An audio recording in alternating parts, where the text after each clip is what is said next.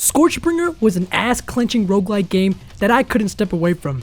The minute I sat down to play, I brought my protein bars and my shit bucket because I knew I was going to be there for a while. Something about this game had me so set on beating it, so every time I died a devastating death, and start all the way back to the beginning, I kind of just shrugged it off and said, here we go again.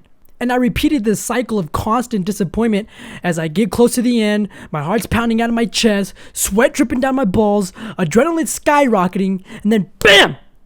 Next thing I knew, I was dead. What? No!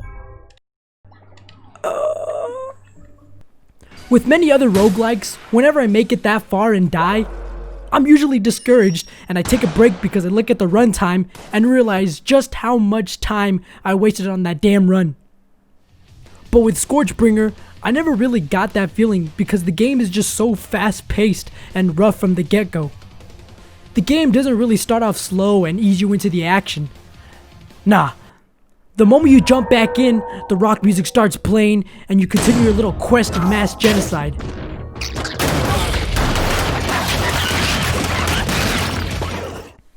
When you first play the game, they kind of just shove all these mechanics down your throat, and so you feel like a little puppy trying to learn how to ride a Zamboni. You're constantly clicking the wrong buttons and making a fool out of yourself. But as you keep playing, you start becoming more familiar with the enemy patterns, you learn how to dodge and smash effectively, and then you come to realize that there's a skill tree that permanently upgrades your character, and so eventually, you go from that puppy on the Zamboni to boop, bop, bam!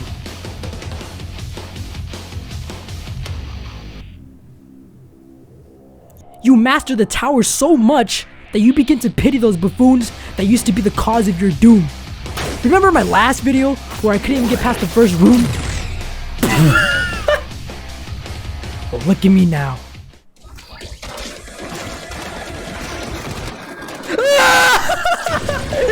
Oh shit, he's pooping, he's pooping!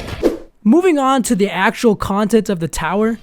With every realm that you go through, the enemies get a little bit tougher, but more importantly, they offer new mechanics to work with.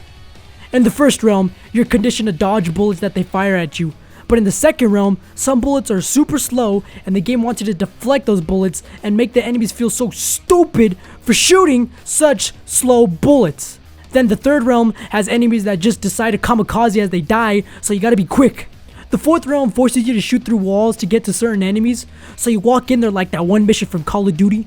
We all know that mission. And the fifth realm is where things get real trippy and all the walls are linked together, so you gotta pretty much focus on every enemy because the bullets just come out of absolutely nowhere and bite you in the ass.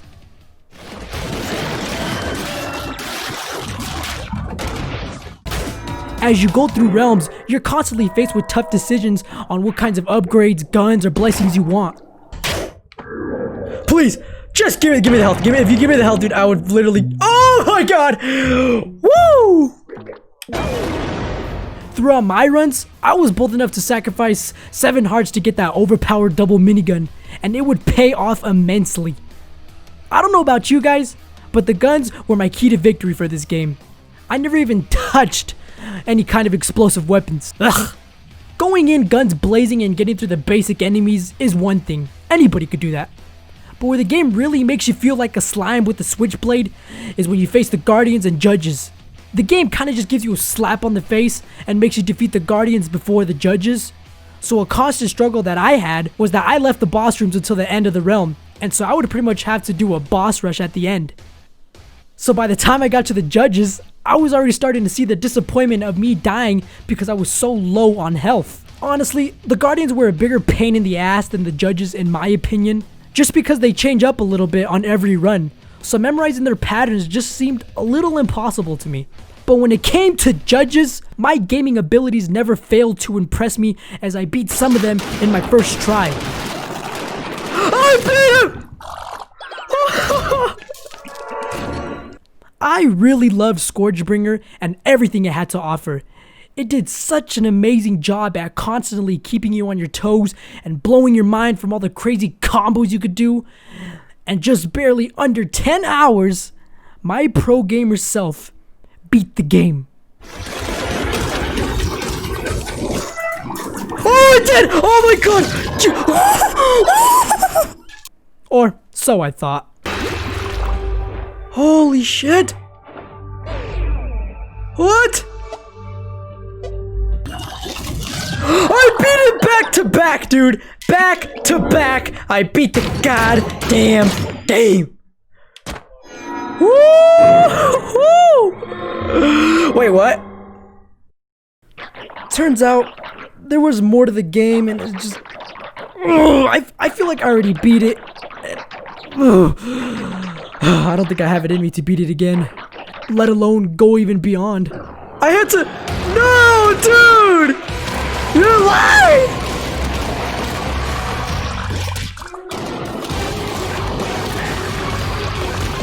Green! We were supposed to be friends!